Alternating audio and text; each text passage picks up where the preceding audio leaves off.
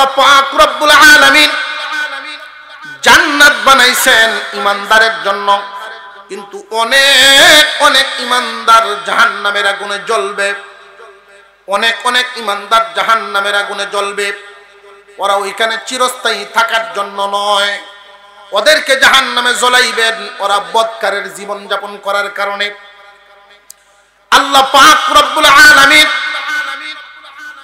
ওদেরকে জাহান্নামে জ্বালাইবেন। কারণ হলো, লক্ষ্য করে দেখেন, জান্নাত হলো পবিত্র এক জায়গা। এই পবিত্র জান্নাতের ভিতরে গুনাহ নামক ময়লা নিয়ে কাউকে ঢুকতে দেওয়া হবে না।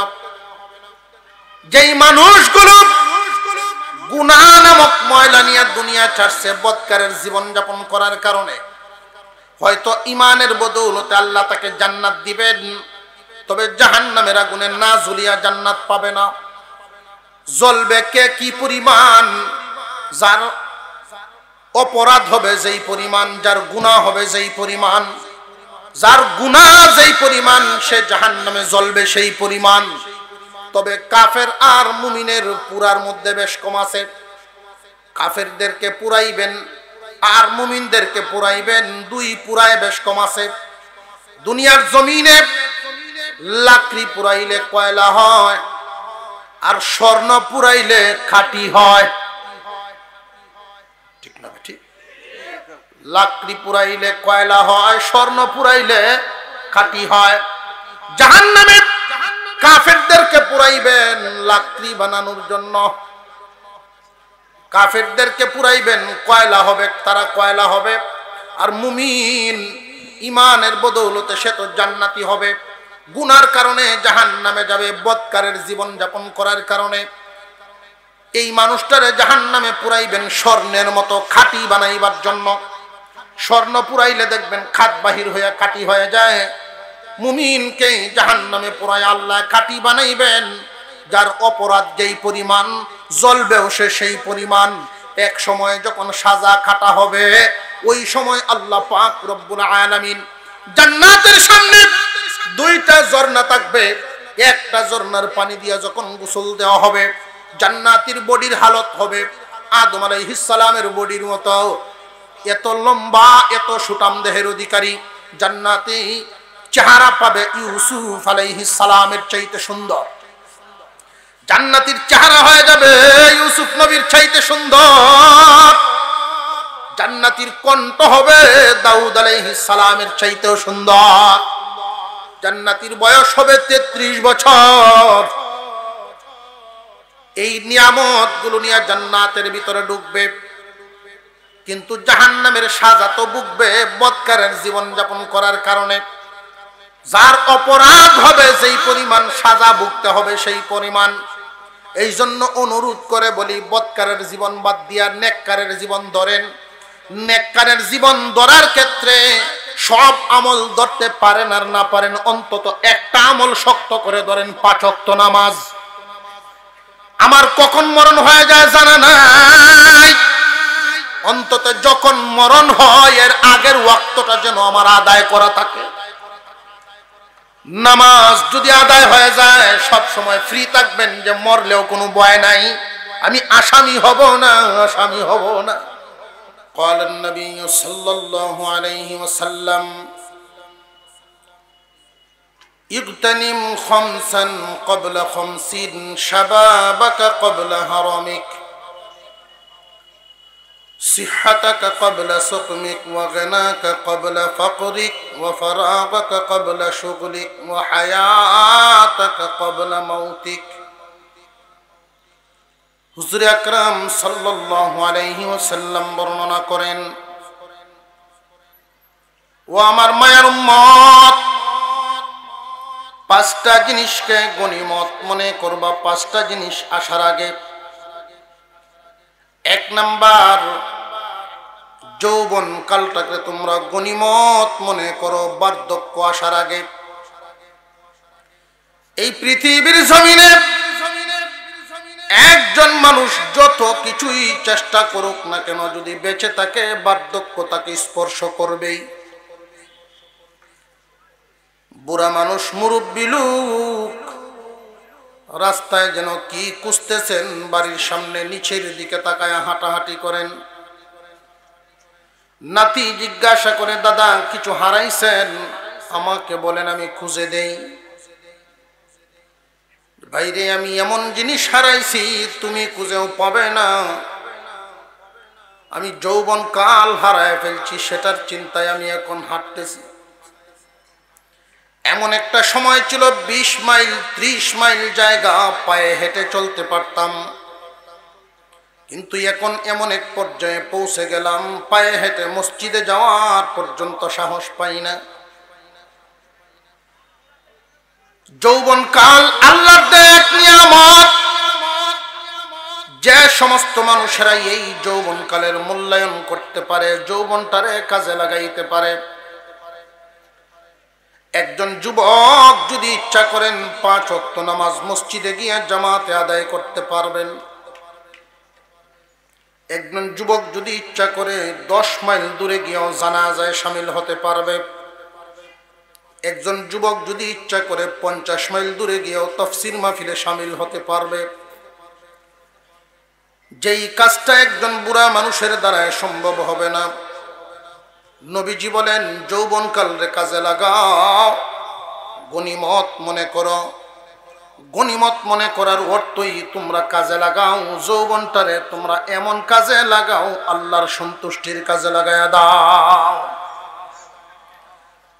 একজন যুবক মানুষ এশার নামাজ জামাতে আদায় করে, যদি ঘুমায় যায় আবার ফজরের নামাজটুকু এটা পড়তে পারে, সারা রাত নফল নামাজ পড়ার নেকি তার আমল নামায় লিখে দেওয়া হয়। বিশেষ করে যুবক ভাইয়েরা, যৌবনকালের ইবাদত আল্লাহর কাছে খুব প্রিয়, আল্লাহর কাছে খুব প্রিয়।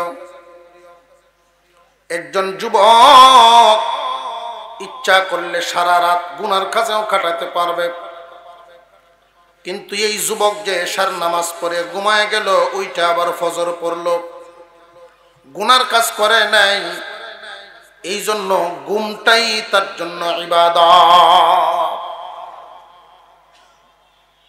যৌবনকালে একজন মানুষ যদি আল্লাহর সন্তুষ্টি অর্জন করতে পারে, ওই মানুষটা যখন বার্ধক্যে পৌঁছে যায় আল্লাহর পক্ষ থেকে তার জন্য পুরস্কার।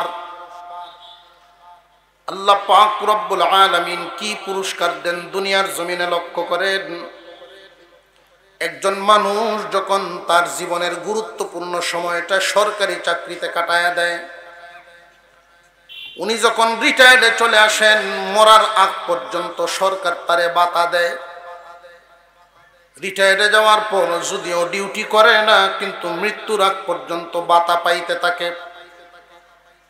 আল্লাহ পাক রব্বুল আলামিন ওই সমস্ত যুবকদেরকে মৃত্যুর আগ পর্যন্ত এমন পুরস্কার দেন, যে সমস্ত যুবক যৌবনকালে আল্লাহকে খুশি করতে পারছে, তারা যখন বার্ধক্যের কারণে বিছানায় পড়ে যায়, আজান শোনার পর তার মনে আফসোস জাগে, হায় রে, সুস্থ যদি থাকতাম মসজিদে গিয়া হাজির হইতাম, সুস্থ যদি থাকতাম আজকে আয়েশা সিদ্দিকার মাহফিলে গিয়া হাজির হইতাম। এই বুড়া মানুষগুলো যখন ঘরের বিছানায় পড়ে যায়, আল্লাহ পাক রব্বুল আলামিন বলেন, ফেরেশতারা রে, ওই মানুষগুলো নিজেরা বুড়া হয় নাই, আমি এদেরকে বুড়া বানাইছি। যৌবন থাকাকালীন সময় আমি আল্লাহর সন্তুষ্টির পেছনে ওরা দৌড়াইতো, যৌবন থাকাকালীন সময়ে এই যুবকরা সব সময় আমাকে খুশি রাখার চেষ্টা করত। এখন বুড়া হওয়ার কারণে তারা আর এই রাস্তায় চলতে পারে না, গড়ে পড়ে গেছে। ফেরেশতারা রে, নেকির কলমটা থামায়ও না, থামায়ও না, মরার আগ পর্যন্ত ওইভাবেই নেকি লিখিয়া দাও। ইগতানিম খামসান ক্বাবলা খামসিন শাবাবাকা ক্বাবলা হারামিক। যৌবনকালকে গনিমত মনে করো বার্ধক্য আসার আগে। দেখতে দেখতে চলে যাবে তোমার জিন্দেগি। নেককারের জীবন যাপন করছো নাকি বদকারের জীবন যাপন করছো? হিসাব মিলাও যুবক। যতক্ষণ সময় তুমি সজাগ থাকো, 24 ঘন্টার মধ্যে কতটুকুন সময় তুমি নেক কাজ করো, কতটুকুন সময় তুমি বদ কাজ করো, হিসাব মিলাও। এই জীবনের সর্বশেষ কাজটা তোমার কি হবে, এই চিন্তা কি আসেনি? অনেক যুবক ইচ্ছাকৃতভাবে নামাজ ছাড়তেছে। একজন মানুষ যদি সকাল 10টায় মারা যায়, লক্ষণীয় ব্যাপার হলো তার আগের ওয়াক্ত কি ফজর। 10টায় যে মারা গেল, ফজরের নামাজটা কি তার পড়া হইছে না হইছে না, এটা হইলো দেখার ব্যাপার। ইন্নামাল আমালু বিল খাতিম, আল্লাহর পয়গম্বর হাদিস বর্ণনা করেন। এইরকম অনেক হাদিস, তামুতুনা কামা তাহইয়াউন ওয়া তুহশারুনা কামা তামুতুন, চলন যেমন হয় মরণ এমন হয়। বান্দারে, তোমার জীবনের শেষ আমলটা তুমি খুব খেয়াল করবা। শেষ আমলটা যদি এমন হয় যে আল্লাহর হুকুম অমান্য করিয়াছ, আল্লাহর নাফরমানিতে তুমি লিপ্ত, তোমার জীবনের সর্বশেষ আমলটা কি? তোমার আমল নামায় কোন আমলটা উঠে আছে? যদি দেখা যায় সর্বশেষ আমলটা নামাজ ছাড়া আমল, ফজরের নামাজ তুমি পড়ো নাই, 10টায় বিদায় হয়ে গেছো, ওই সময় তুমি কোন কাতারে দাঁড়াইবা তুমি হিসাব মিলাও। বান্দারে, নামাজ ছাড়ো, সাবধানতার সাথে ছাড়ো, হিসাব মিলাও রে বান্দা, তুমি কোন কাতারে দাঁড়াইবা, জীবনের শেষ ওয়াক্তটা কোনটা, তুমি কখন মারা যাবে, এটার কোনো হিসাব কি তোমার কাছে আসেনি? কেউ তো জানে না। এই জন্য খুব সাবধান। নেককারের কাতারে যদি দাঁড়াইতে চান, আসামি হইয়া মরবেন না, মেহমানের মতো মরেন। আল্লাহ পাক রব্বুল আলামিন এক আয়াতের মধ্যে বলেন, ইন্নাল্লাযীনা আমানু ওয়া আমিলুস সালিহাত কানাত লাহুম জান্নাতুল ফিরদাউসি নুজুলা। যে সমস্ত ঈমানদার নেক কাজ করে, যারা ঈমান আনার পর নেক কাজ করে, নেক কাজ, এই নেক কাজটা শুধু জীবনে একবার, দুইবার, 5বার এরকম না, অভ্যাসে পরিণত হয়। নেক কাজ যাদের অভ্যাসে পরিণত হয়, রেগুলার হয়ে যায়, এইভাবে যদি নেককারের কাতারে নাম লেখায় দুনিয়ার জমিন ছাড়িয়ে দেয়, আল্লাহ বলেন এদেরকে আমি জান্নাতের মেহমান বানাইব। ওরা জান্নাতের মেহমান হবে। আল্লাহ পাক এখানে মেহমান কেন বললেন? মেহমান তো বেশি দিন থাকার নয়। জান্নাতের ভিতরে মানুষ কি 1-2 দিন থাকবেন না, চিরকাল। আল্লাহ মেহমান কেন বললেন? চিরকাল থাকনেওয়ালা তো মেহমান হওয়ার কথা না। প্রশ্ন জাগে না জাগে না? এই পৃথিবীর জমিনে লক্ষ্য করে দেখেন, কর্মচারীর পরিশ্রম বেশি, খাওয়ার আইটেম কম। আর যে ব্যক্তি মেহমান হয়, পরিশ্রম নাই, খাওয়ার আইটেম বেশি। আল্লাহ পাক বলেন, বান্দা, জান্নাতের ভিতরে তোমারে আমি মেহমান বানায়া রাখবো। পেরেশানির কোন কারণ নাই, পরিশ্রমের কোনো বিষয় নাই, চিন্তা ভাবনার কোনো কারণেই নাই, আমি মেহমানের মতো খাওয়াইব। আল্লাহ পাক রব্বুল আলামিন বলেন, তোমারে আমি মেহমান বানায়া রাখবো। মানুষের অন্তরে যেন এই চিন্তাটা না আসে। আল্লাহ মেহমান বললেন, বেশি দিন কি রাখবেন না। এই কারণের পরের আয়াতে আল্লাহ বলেন, খালিদিনা ফিহা, চিরকাল থাকবে তারা সেখানে, চিরকাল থাকবে সেইখানে। মানুষের একটা অভ্যাস আছে, অভ্যাস, এক জিনিসে বেশি দিন আরাম পায় না, পরিবর্তন চায়, পরিবর্তন। মানুষের অন্তরে যেন এই চিন্তাটা না আসে, চিরদিন জান্নাতে থাকতে থাকতে জান্নাতের নিয়ামতের প্রতি কি কখনো অনীহা আসবে নাকি? এই জন্য আল্লাহ আয়াতের শেষাংশে তিনি বলেন, লা ইয়াবগুনা আনহা হিওয়ালা। জান্নাতের নাজ, নিয়ামত, আরামায়েশ আল্লাহ পাক এমন ভাবে তোমাদের জন্য সাজাইছেন, এই মন কখনো বাহির হইতে চাইবে না। এই মনে কখনো অনীহা তৈরি হবে না। দুনিয়ার জমিনের বিল্ডিং এর কালার 5 বছর পরেই তুমি পরিবর্তন করতে চাও, জান্নাতের যেই বালাখানা তোমাদের জন্য বানানো হয়েছে মহান আল্লাহ এমন ভাবে বানাইছেন এই মন কোনোদিন ওইটা ছেড়ে আসতে চাইবে না। সময় থাকতে নিজেকে গুছায় ফেলাও, মরণ কার কখন সামনে হাজির হয়ে জানা নাই। তোমার আমার মতো মানুষ, আলেম হোক, আওয়াম হোক, শ্রমিক হোক, চাকরিজীবী হোক, কম বয়সের মানুষ হঠাৎ করে দুনিয়া থেকে বিদায় হইতেছে না। হঠাৎ করে যদি মাইকের এলান হয়ে যায় অমুক নাই ওইটার সময় জানাজার নামাজ হবে, আত্মীয় স্বজন দৌড়াদৌড়ি করে বাড়িতে শুধু ভিড় জমাইবে, কালকে না দেখলাম টাউনে ঘুরতেছে, আজকে কেমনে মারা গেল, কার কাফনের কাপড় বাজার পর্যন্ত এসে গেছে জানা নাই। অনেক মানুষের জিন্দেগি নিজেই বলতে পারে না। আমার এলাকার একটা ঘটনা, নিজের কাফনের কাপড়টা নিজের হাতে সিলাইয়া দুনিয়ার থেকে বিদায় হয়েছে। বাজারের ব্যবসায়ী একজন মানুষ, আমার মসজিদের সভাপতি ছিলেন যখন এলাকায় জুমা পড়ায় ডাকা যাওয়ার আগে। মসজিদের সভাপতি যিনি, বাজারেরও সভাপতি উনি। তো ওনার কাপড়ের ব্যবসা, ওনার দোকানে একটা টেইলার আছে। এক লোক আসছে ওনার দোকানে কাফনের কাপড় নেওয়ার জন্য। তো কাফনের কাপড়টা যে নিতে আইছে উনি, ওনার দাদা শ্বশুর মারা গেছে। তো কাফনের কাপড় অনুমান করে মাইপে নিয়ে নিছে। যার জন্য কাপড়ের কাপড় নিছে গিয়া দেখে এই লোক মরছে না, অর্থাৎ মুর্দা লাশ দেখে আইসা উনি কাপড়ের কাপড় নেন নাই, খবর ভাই লাশ লয়ে কাপড় লয়ে গেছে।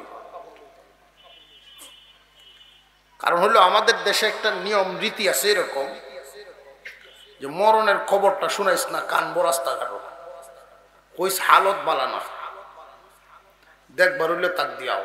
তো খবর এরকম কইছে, আর নাতিন জামাই মনে করছে কারবার শেষ, আগের থেকেই তো মুমূর্ষ অবস্থায় মনে হয় মারা হয়ে গেছে।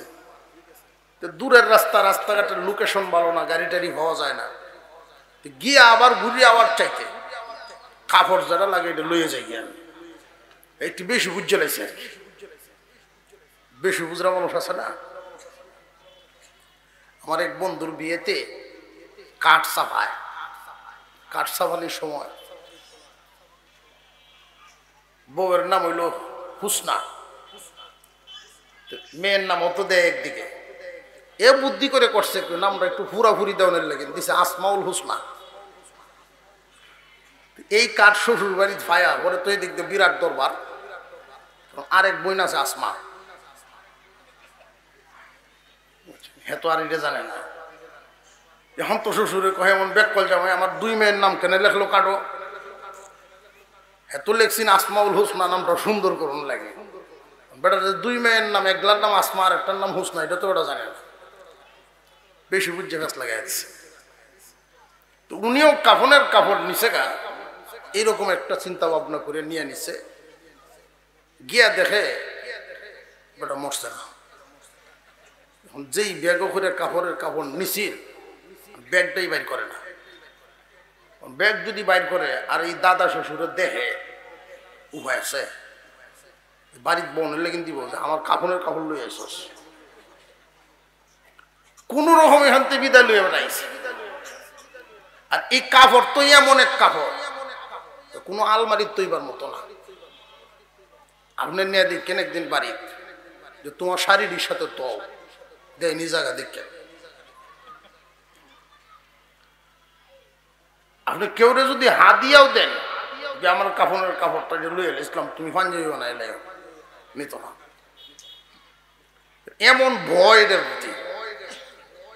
বেটা লইয়া আবার ওই দোকানও ঘুরে আইছে। তো ভাই সাহেব আমি কাফনের কাপড়টা জাল লাগে নিসলাম, উনি তো মরছে না। মা জনে কয় কিরে জীবন ভর ব্যবসা করতেছে, এমন কাস্টমার তো দেখছি না। তখন আমি কি করতাম? এই কাপড় কয় আপনি আমার অর্ধেক দাম হইলেও ঘুরাইয়া দিলেন, তুমি কাপড় লই আমি যাইব কই? তো আরেক বিপদ। তাই রেখে দাও, দাম অর্ধেক দাম লাগতো না। যে টেইলারে সিলাই দিছে, কাটতে কুটে দিছে, ওই টেইলারের পয়সাটা দিয়ে যাও। তার পয়সা রাখতে তারে ঘুরাই দিয়ে দিছে। টেইলারের কইছে এটা রাখতে দে, যদি এই মাফের কেউ মারা যায় তখন এই কাপড়টা লাগাই দিস খাও। রাত্রে দোকান বন্ধ করে উনি গেছে বাড়িতে। বাজারের যে পাহারাদার সকালবেলায় দৌড়ায়া এই সভাপতির বাড়িতে গিয়ে ডাকতেছে, তাড়াতাড়ি উঠেন, আপনার ঘরের যে টেইলার সে রাত্রে মারা গেছে। তখন ওনার এই চিন্তাটা আসলো, এই কাপড়টাই পরে তারে দেওয়া হয়েছে, যে তার কাপড় সে নিজের হাতে সিলাইয়া গেল।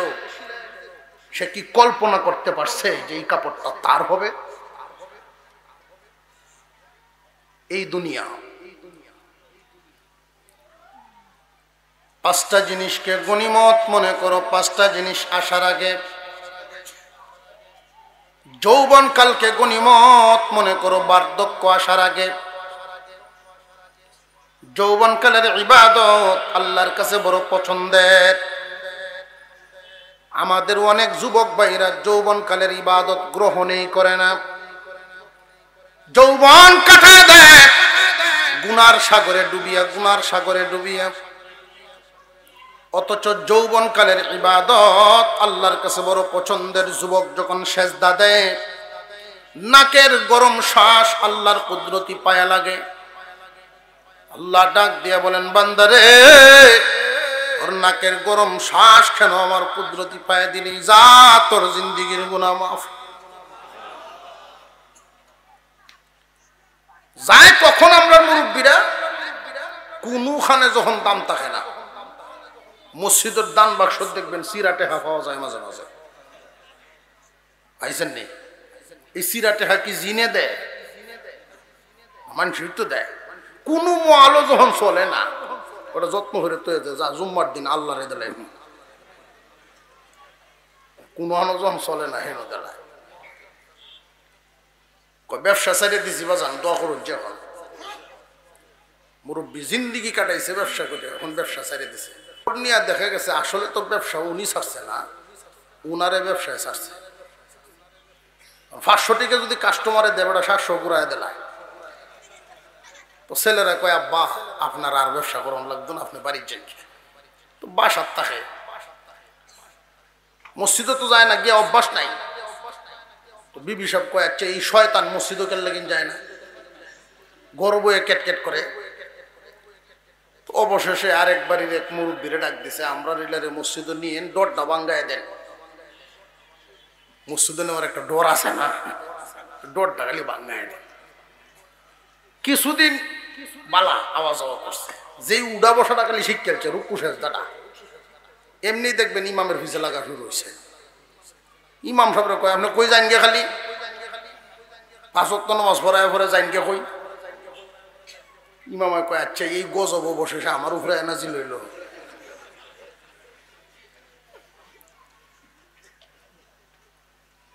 এমনও আছে না নাই? বহুত মসজিদ আমি দেখছি এরকম, যত বড় হুজুর যাক, ইমামের পিছনের যে জায়গাটা এটা বেটা ছাড়তে রাখি না। অথচ জানে না কুল বল্লা। জুম্মার দিন বয়ানও শুনছেন যে নামাজিদের উপরে আল্লাহর রহমত নাজিল হয়। এই রহমত ইমামের উপরে আগে, এরপরে এই সবার পিছনে যিনি, ইমামের পিছনে যিনি, তার উপরে যায়। এমন বেটা জাগার লোভ লাগিয়ে বসে বাড়ির গিয়া কয়ে, যায় নামাজ করি একটা দেশে বিয়াই যে হজত যায় নামাজ দিছেন একটা, এটা কই? তো বিবি সাহেব গায়ে, এই দিন গেছো মসজিদ, ওখানে তুমি যায় নামাজ দেখি তত্ত্ব কয়েকটা জায়গা দখল করুন লাগবে। জীবন কাটাইছো তুমি শিব টেলা টেলি করি, এখন মসজিদও গে হইতা তুই বুঝতে না। দে মসজিদে ব্যক্তিগত যায় নামাজ বিছানোর মাসালা আছে না নাই? আপনি আপনার ব্যক্তিগত যায় নামাজ বিছাতে পারেন, এখানে যদি আর কেউ বসে পড়ে তাকে তুলতে পারবেন না। এখন এই বেড়া যায় নামাজ যদি কেউ আয়া বয়, আস্তে আস্তে ভাই মেয়ে দেখো না এন বিছাইল দেখো না তুললে দেয়। হঠাৎ একদিন ইমাম সাহেবের তো ফেস লাগিয়ে বইল এই জায়গাটার মধ্যে এমন ব্যক্তি দাঁড়ানো চাই ইমামের অবর্তমানে নামাজ চালাতে পারেন এমন ব্যক্তি। ইমাম সাহেবের 2 রাকাত নামাজ ওই ফেস লাগিয়ে বসে। ইমাম সাহেব পিছনে হাত দিছে, হাত দিয়ে যারে ভাইছে এর তো ধরছে জায়গা দখল করিয়া দৌড়ে যখন সামনের দিকে টান দিছে বেড়া টানে ফিসে ইমাম টানে সামনে ওনায়ও 2 টান দেওয়ার পরে নামাজ ছাড়িয়ে দিয়া কয় আমারে টানুন কে লাগে আমি তো কিছু জানি না। আশপাশের মানুষ তারাও নিয়ত ছাড়ছে আপনি জানেন না এই জায়গা গেলেন কেন? আমি তো গেছিলাম রহমত হওয়ার আশায়, এরকম আজাব আইব আমি তো জানি না। এই যে জায়গা ছাড়ছেন জীবনের লাগে যতদিন বাচ্চা রয়েছে কেউ যদি কয় যে না বাবা আমি এখানে যাইতে না। যুবক, আমি যুবকদেরকে উদ্দেশ্য করে বলি, যুবকদের যিনি আইডল আজকে হযরতুল আল্লামা হযরত মাওলানা আলী হাসান ওসামা সাহেব, তিনি আসতেছেন।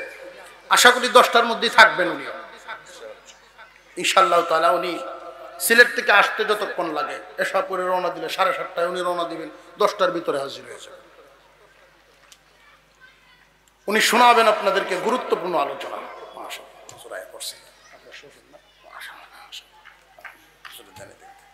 আলহামদুলিল্লাহ।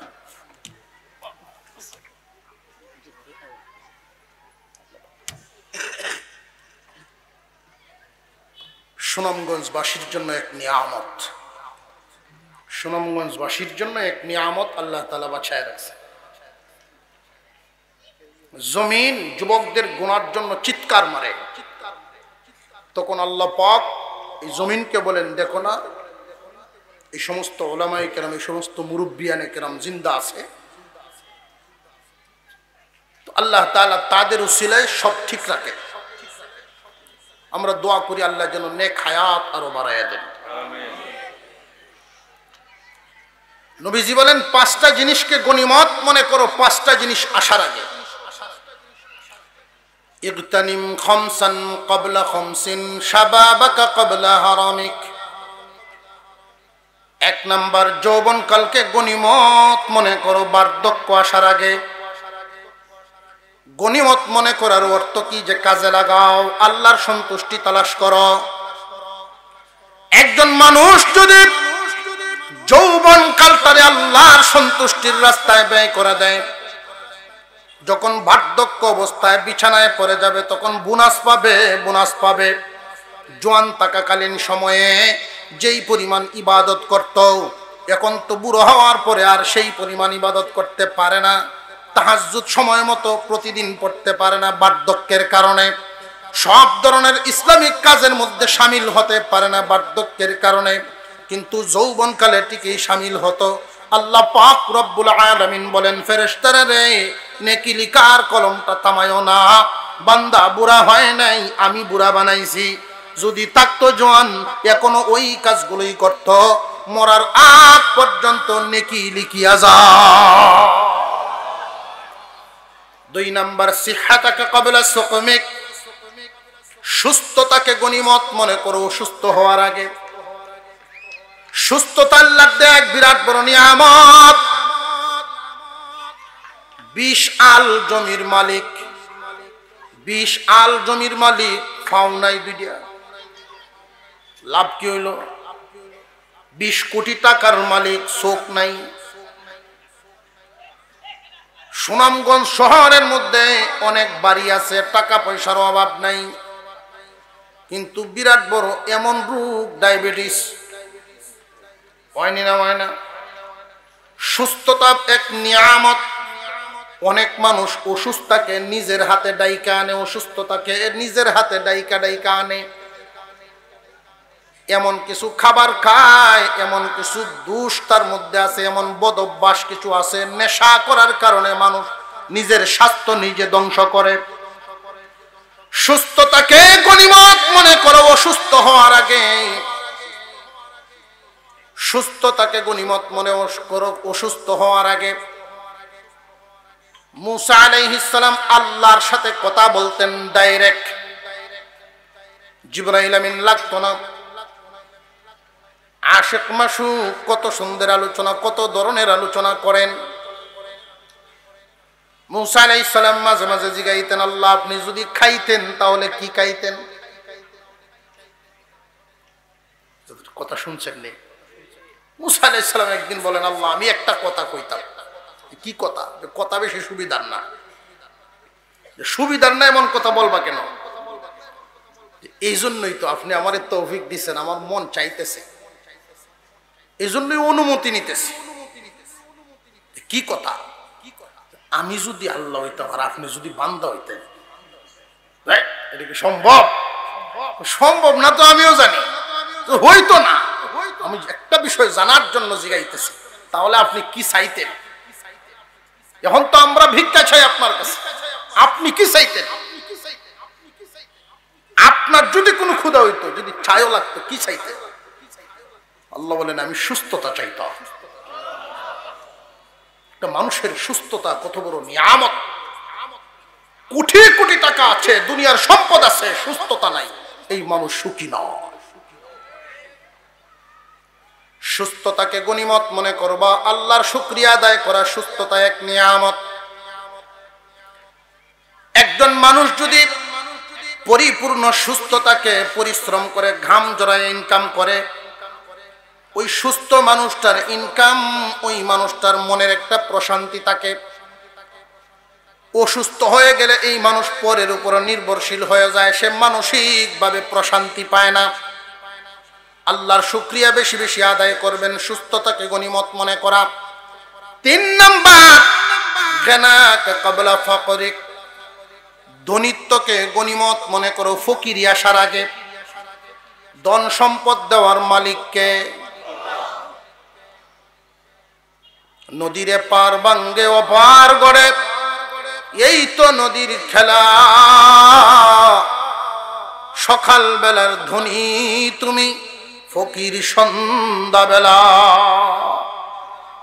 সকালের ধনী বিকালে ফকির, এটা বুঝতাম না আগে। এর একটা অর্থ হলো মানুষের প্রথম জিন্দেগি সকাল, শেষ জিন্দেগি বিকাল। বহুত মানুষ প্রথম জীবনে খুব এদিক ওদিক টাকা খরচ করে, হিসাব নিকাশ নাই। অবশেষে দেখা যায় শেষ জীবনে ঔষধ কেনার পয়সা নাই। এমন নজির আমাদের সমাজে আছে না নাই? আর একটু শর্টকাট বলিয়া বুঝাই দিই আপনাদেরকে। কোন একজন মানুষের যদি 5 আল জমি থাকে, একটা মাত্র ছেলে এলোমেলু চলাফেরা করার কারণে বদনেশা হয়ে গেছে। হঠাৎ করে নেশা করার কারণে তার মেজাজ ঠিক নেই, একটা মার্ডার করে ফেলছে। মামলাও হয়ে গেল, বাদী পক্ষ জানায় দিয়েছে যদি আপুস করতে চাও সুযোগ আছে, 5 আল জমি লেখা দাও, আপুস হয়ে যাও। জমির মালিক বলবে ছেলে যদি বাইচা থাকে প্রয়োজনে কামলা দিয়ে খাইব, যদি তার ফাঁসি হয়ে যায় জমিন দিয়া লাভটা কি? পরের বছর লেখা দিয়া দিল। আগের বছর জমিন আছে, পরের বছর আল্লাহ পারেননি না পারেন না। এই জন্যই বলা হয় ধনীত্বকে গনিমত মনে করো ফকিরি আসার আগে। কখন তোমার সামনে দরিদ্রতা হাজির হয় বলা যায় না। আমার মসজিদের এই 2 জন মুসল্লি ছিলেন, বিরাট কোটিপতি। তাদের ধাম্বিকতার কারণে এলাকার মানুষ অতিষ্ঠ থাকত। বিরাট লোন উঠাইছে ব্যাংক থেকে, ফ্যাক্টরি দিয়েছে বেশ কয়েকটা, কারেন্টের সুইচ থেকে আগুন লেগে এক রাত্রে পরিষ্কার। যে সমস্ত লোক মারা গিয়েছিল সরকার চাপ দিয়েছে, এর দায়ভারও তার উপরে। অবশেষে 1 বছরের ব্যবধানে অন্যের ফ্যাক্টরিতে বেতন ভিত্তিক চাকরি করে। আল্লাহ ডুবাইলে ডুবাইতে পারেননি না পারেন না। বিশ্বনবী রাহমাতুল লিল আলামিন বলেন 3 নাম্বার ধনীত্বকে গনিমত মনে করবা ফকিরি তোমার সামনে আসার আগে। কখন জানি তোমাকে দরিদ্রতা স্পর্শ করে তুমি জানো না। বান্দারে ধনীত্বকে গনিমত মনে করার যে কয়েকটা সূরত, এর মধ্যে একটা হলো তুমি এখন ধনী আছো, হজ তোমার উপরে ফরজ, এখনই আদায় করো।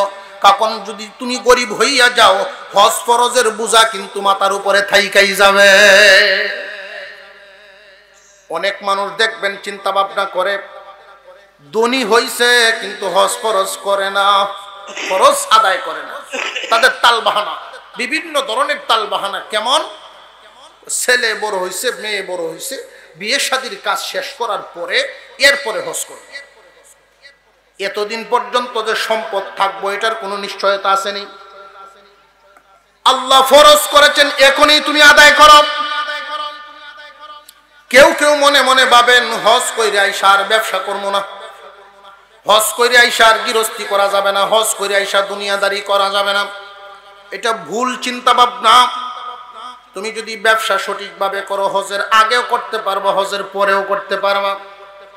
তুমি যদি গৃহস্থী সঠিকভাবে করো, হজের আগেও করতে পারবা, হজের পরেও করতে পারবা। আর যদি সঠিকভাবে না করো, হজের পরে যেমন গুনাহ, হজের আগেও তো এমনই গুনাহ। কিন্তু একদল মতলববাজ মানুষ, তারা মনে মনে ভাবে, চিন্তা ভাবনা করে, হজ এখনই করতাম না, জীবনে যা আকাম কুকাম করণ লাগে সব করিয়া শেষ জীবনে গিয়া গুনার গাট্টি মক্কা শরীফ তো যাইমু। এরকম চিন্তা ভাবনা। হজ করলে গুনাহ মাফ, এটাই তো হিসাব মিলায়। আল্লাহ বুঝেননি না, বুঝেন না, মতলবী চিন্তা ভাবনা। তোমার কাছে এখন মাল আছে, এই মালের গনিমত মনে করো। আল্লাহর হুকুম যা আছে এই হুকুমগুলো আদায় করো, হজ যাকাতের হুকুম।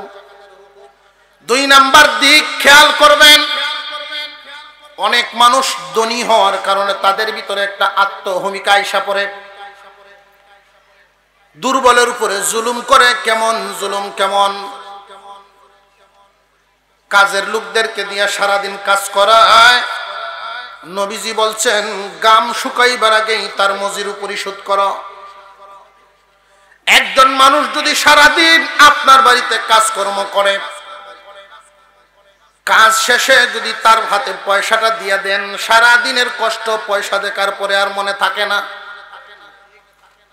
কিন্তু যখন পয়সাটা দেওয়া না হয়, কয় বাজারে দেখা করিস, কয়নি না? কয় না? এই যে বাড়িতে গেল কাজকর্ম করার পরে বিবি জিজ্ঞাসা করে, টাকা কই, টাকা আনছনি? মালিক কইছে বাজারে দেখা করার জন্য। বাজারের ব্যাগ হাতে দিয়ে দিল বিবি, চাল আনবা, ডাল আনবা, যা যা প্রয়োজনীয় তুমি বাজার করে আনলে রান্না হবে, বাচ্চারা খাইব। কোন মানুষ কারোর বাড়িতে কিন্তু মনের রঙে কামলা দিতে যায় না। পরিবারের সমস্যা সমাধান করা, প্রয়োজনের চাহিদা পূরণ করার জন্য, পরিবারের মানুষের খানা পিনা জোগাড় করার জন্যই অন্যের বাড়িতে কাজে যায়।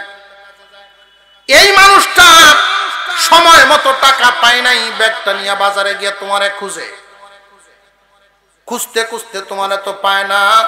কারণ আগে যদিও সহজ আছেন মানুষ খুঁজে পাওয়া, এখন আরো কঠিন। মোবাইলের যুগে আরো কঠিন। ওয়ালের এই দিক দিয়ে বইও কইব আমি সিলেট, কয়নি না? কয় না? মিসাওয়াতার ফ্যাক্টরি লয়ে ঘুরে সাথে সারা বাজার খোঁজা খুঁজি করে পায় না। রাত 8টার সময় খুঁজে পাইছে, আর একজনের দোকানের পিছনে বৈশা বন্ধু বান্ধব লয়ে আড্ডা দেয়, টাস খেলায়। এই লোক তো মনের দুঃখে খুঁজে, বাজারের ব্যাগ নিয়ে তার সামনে হাজির, আমি খুঁজতে খুঁজতে আপনারে পাই না, আপনি আমার টাকা দেন। যেই মাত্র টাকা চাইল, বন্ধু বান্ধবের সামনে তার ইজ্জতের উপরে আঘাত করছে। বন্ধুরা সামনে কামলা বাড়ার টাকা চাইছে। এখন জবাব দেয়, এই জন্য তোদের মতো লোক কামলা লোন নেই। আরো কষ্ট পাইছেন এই লোকটা। বাজার করিয়া নিয়ে আইসা বাড়িতে পৌঁছতে পৌঁছতে রাত 10টা। আইসা দেখে বাচ্চারা না খাই ঘুমাইছে। খুব দুঃখ পাইল মনে, সারাদিন যাদের খানা ফিনা মিলাইবার জন্য আমি কাজ করলাম, তারা না খায়া ঘুমাইল। এই লোকটার চোখের পানিটা জমিনে পড়লে এই লোকটার চোখের পানিটা আল্লাহর কাছে সহ্য হয় না। তার বদদোয়াটা এমন ভাবে আল্লাহর কাছে কবুল হয়, মাঝখানে কোনো পর্দা থাকে না। অবশেষে তোমার বাড়ির মাল, তোমার বাড়ির সম্পদ হাত বদল হইয়া যায়, হাত বদল হয়ে যায়। এই জন্য এই সমস্ত আচরণ যাদের মধ্যে থাকে এদের নাতি পর্যন্ত মালামাল পৌঁছে না। দাদার আমলের মাল নাতি পর্যন্ত যায় না, কিছু বদ আমলের কারণে। বদ খাসলত এগুলো দূর করা চাই। সাধারণ মানুষগুলো যেন তোমাদের আচার আচরণে সন্তুষ্ট থাকে, এমন যেন হয় তোমার ইন্তেকালের পরে তোমার বাড়ির কর্মচারী আরেক জায়গায় গেছে, তোমার মরার খবর শোনার পরে পরে যেন তার চোখের পানি গড়গড় করে পড়তে থাকে। আমার মালিক খুব ইহসানওয়ালা মালিক ছিলেন, খুব দয়াল মালিক ছিলেন। সাথে নিয়ে খানা খাইতেন, দয়ার নজরে দেখতেন। কর্মচারীর মন থেকে তোমাদের জন্য দোয়া আসবে, তোমার পরিবারে আল্লাহ মাল স্থায়ী করে দিবেন, দিন দিন শুধু উন্নতি দিবেন। নবীজি বলেন গানাকা ক্বাবলা ফাকরিক, গরিবী তোমার সামনে আসার আগে ধনীর হালত তোমার যখন তাকে ধনীত্বকে গনিমত মনে করবা। সম্পদ পায়া সম্পদের সৎ ব্যবহার করবা, সম্পদ পায়া অসৎ ব্যবহার করিও না। যখন যার যেটা পাওনা ওইটা তাকে পরিমাপ মতো দিয়া দিবা।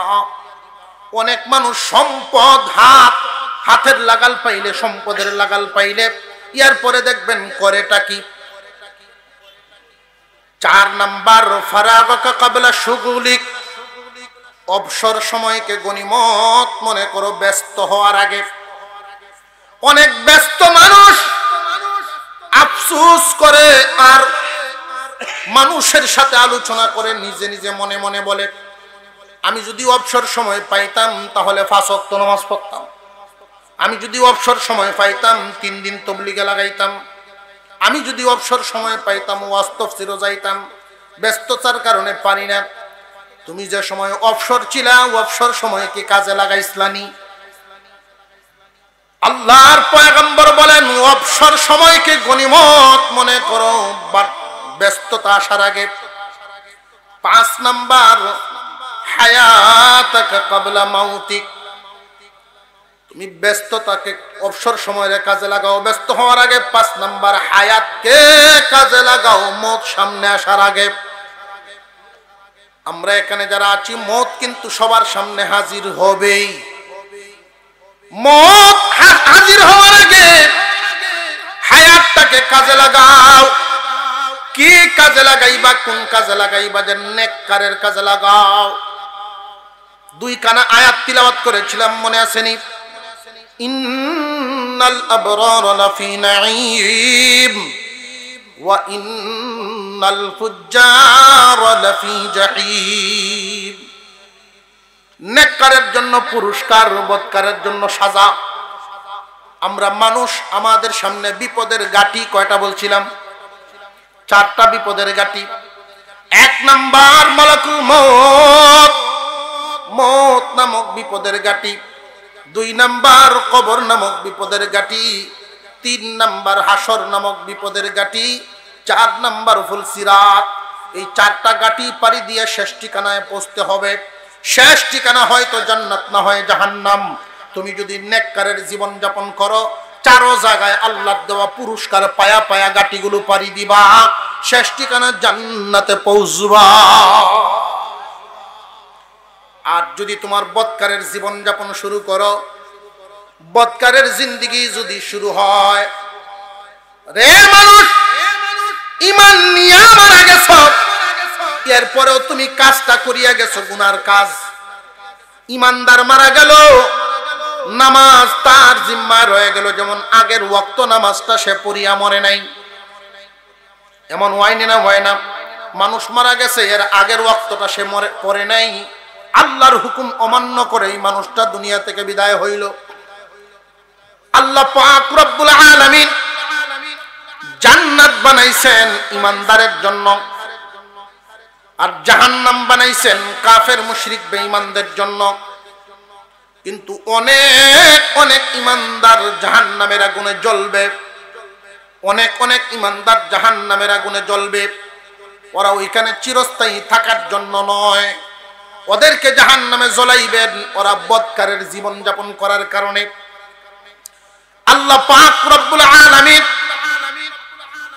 ওদেরকে জাহান্নামে জ্বালাইবেন। কারণ হলো, লক্ষ্য করে দেখেন, জান্নাত হলো পবিত্র এক জায়গা। এই পবিত্র জান্নাতের ভিতরে গুনাহ নামক ময়লা নিয়ে কাউকে ঢুকতে দেওয়া হবে না। যেই মানুষগুলো গুনাহ নামক ময়লা নিয়ে দুনিয়া ছাড়ছে বদকারের জীবন যাপন করার কারণে, হয়তো ঈমানের বদৌলতে আল্লাহ তাকে জান্নাত দিবেন, তবে জাহান্নামের আগুনে না জ্বলিয়া জান্নাত পাবে না। জ্বলবে কে কি পরিমাণ? যার অপরাধ হবে যেই পরিমাণ, যার গুনাহ হবে যেই পরিমাণ, যার গুনাহ যেই পরিমাণ, সে জাহান্নামে জ্বলবে সেই পরিমাণ। তবে কাফের আর মুমিনের পুরার মধ্যে বেশ কম আছে।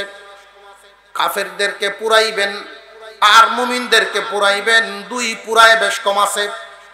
দুনিয়ার জমিনে লাকড়ি পুরাইলে কয়লা হয়, আর স্বর্ণ পুরাইলে খাঁটি হয়। ঠিক না? ঠিক। লাকড়ি পুরাইলে কয়লা হয়, স্বর্ণ পুরাইলে খাঁটি হয়। জাহান্নামে কাফেরদেরকে পুরাইবেন লাকড়ি বানানোর জন্য, কাফেরদেরকে পুরাইবেন কয়লা হবে, তারা কয়লা হবে। আর মুমিন ঈমানের বদৌলতে সে তো জান্নাতি হবে। গুনার কারণে জাহান্নামে যাবে, বদকারের জীবন যাপন করার কারণে। এই মানুষটারে জাহান্নামে পুরাইবেন স্বর্ণের মতো খাঁটি বানাইবার জন্য। স্বর্ণ পুরাইলে দেখবেন খাত বাহির হয়ে কাটি হয়ে যায়। মুমিনকে জাহান্নামে পুরায় আল্লাহ খাঁটি বানাইবেন। যার অপরাধ যেই পরিমাণ, জ্বলবেও সে সেই পরিমাণ। এক সময় যখন সাজা খাটা হবে, ওই সময় আল্লাহ পাক রব্বুল আলামিন জান্নাতের সামনে দুইটা ঝর্ণা থাকবে। একটা ঝর্ণার পানি দিয়া যখন গোসল দেওয়া হবে, জান্নাতীর বডির হালত হবে আদম আলাইহিস সালামের বডির মতো। এত লম্বা, এত সুঠাম দেহের অধিকারী জান্নাতি চেহারা পাবে ইউসুফ আলাইহিস সালামের চাইতে সুন্দর। জান্নাতীর চেহারা হয়ে যাবে ইউসুফ নবীর চাইতে সুন্দর। জান্নাতীর কণ্ঠ হবে দাউদ আলাইহিস সালামের চাইতেও সুন্দর। জান্নাতীর বয়স হবে 33 বছর। এই নিয়ামত গুলো নিয়ে জান্নাতের ভিতরে ঢুকবে, কিন্তু জাহান্নামের সাজা তো ভুগবে বদকারের জীবন যাপন করার কারণে। যার অপরাধ হবে যেই পরিমাণ, সাজা ভুগতে হবে সেই পরিমাণ। এই জন্য অনুরোধ করে বলি, বদকারের জীবন বাদ দিয়া নেককারের জীবন ধরেন। নেককারের জীবন ধরার ক্ষেত্রে সব আমল ধরতে পারেন আর না পারেন, অন্তত একটা আমল শক্ত করে ধরেন, 5 ওয়াক্ত নামাজ। আমার কখন মরণ হয়ে যায় জানা নাই, অন্তত যখন মরণ হয় এর আগের ওয়াক্তটা যেন আমার আদায় করা থাকে। নামাজ যদি আদায় হয়ে যায়, সব সময় ফ্রি থাকবেন যে মরলেও কোনো ভয় নাই, আমি আসামি হব না, আসামি হব না। 5 ওয়াক্ত নামাজটা খুব যত্ন সহকারে ধরবেন যে আমার মরণের আগের ওয়াক্তটা যেন আদায় করা থাকে। দুনিয়ার যত ঝামেলায় থাকুক, দুনিয়ার যত পেরেশানি থাকুক না কেন, আল্লাহ পাক নামাজ আদায়টারে কত সহজ করে দিয়েছেন। বান্দারে পানি ব্যবহার করতে পারো না, অসুবিধা নেই, তায়াম্মুম করো, তবু নামাজ আদায় করো। বান্দা তায়াম্মুম আদায় করার পরে তুমি দাঁড়ায় নামাজ পড়তে পারো না, অসুবিধা নাই রে বান্দা, বসিয়া হইলেও পড়ো। বৈশাও পারো না, এমন অসুস্থ তুমি, শুয়া শুয়া হইলেও আদায় করতে হবে। বান্দা মরণের আগ মুহূর্ত খেয়াল রাখবা, তোমার আগের ওয়াক্তটা যেন ফৌত না থাকে। তুমি নামাজি হইয়া দুনিয়া ছাড়ো। নামাজি হয়ে যদি দুনিয়া ছাড়তে পারেন, তাহলে আমাদের গাটি 4টা। 1 নাম্বার গাটি মালাকুল মউত, মউত নামক গাটি, এটা পরকালের গেট। পরকালের গেট, এই গেট দিয়া যখন আপনি ঢুকবেন, নেককারের মরণ আর বদকারের মরণের মধ্যে বেশ কমটা দেখেন। আজরাইল আলাইহিস সালামের অভ্যাস হলো উনি চাপ দিয়া জান বাইর করবেন। ওয়ান্নাজিআতি গরকা নাশিতাতি নাশতা। গিরা কুলনেওয়ালা যেমন ধরেন বেলুন, বেলুনের ভিতরে বাতাস বললে দেখবেন লড়ে, রুহ আছে ভিতরে, বাতাস আছে।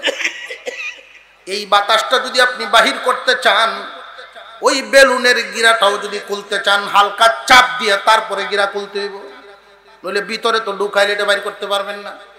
এই চাপটা যে দেওয়া হবে আজরাইলের, এতটুকুন চাপেই মনে হবে উহুদ পাহাড় উপরে রাখা। মৃত্যুর যন্ত্রণা এত কষ্ট।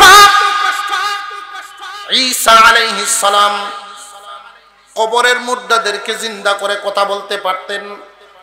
তিনি যখন বলতেন কুম বিইذনিল্লাহ, মুর্দা আল্লাহর হুকুমে দাঁড়ায় যাইতো, কথা বলতেন।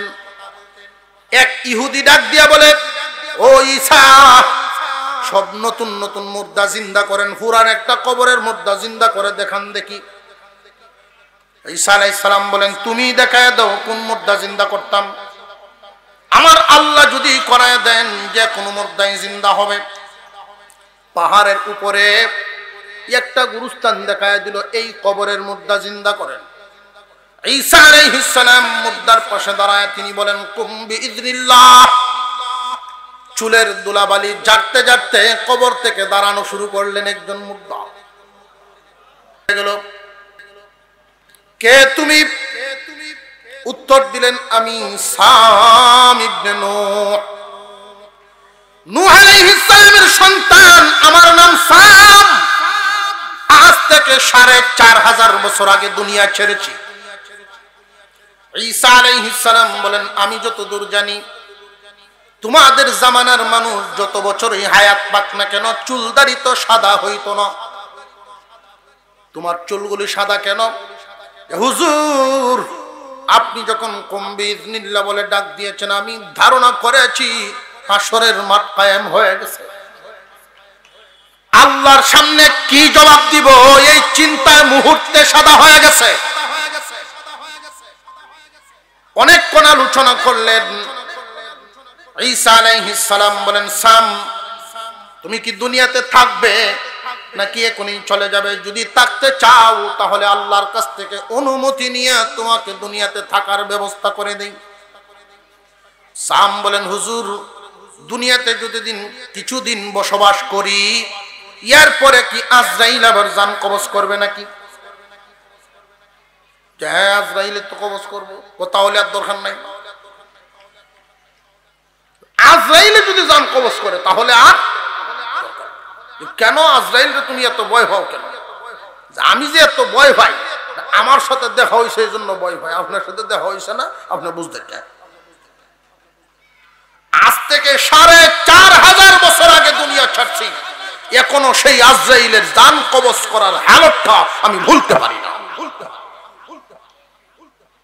প্রত্যেকটা মানুষ মালাকুল মউতের সাথে সাক্ষাৎ দিতেই হবে।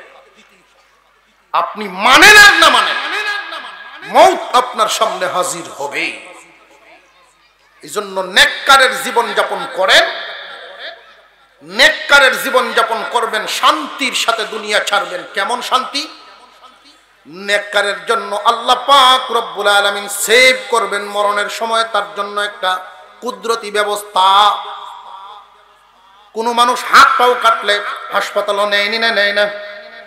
আর একটু জোরে কর। হাসপাতালে নেওয়ার পরে ডাক্তার কয় সেলাই লাগবো 5টা।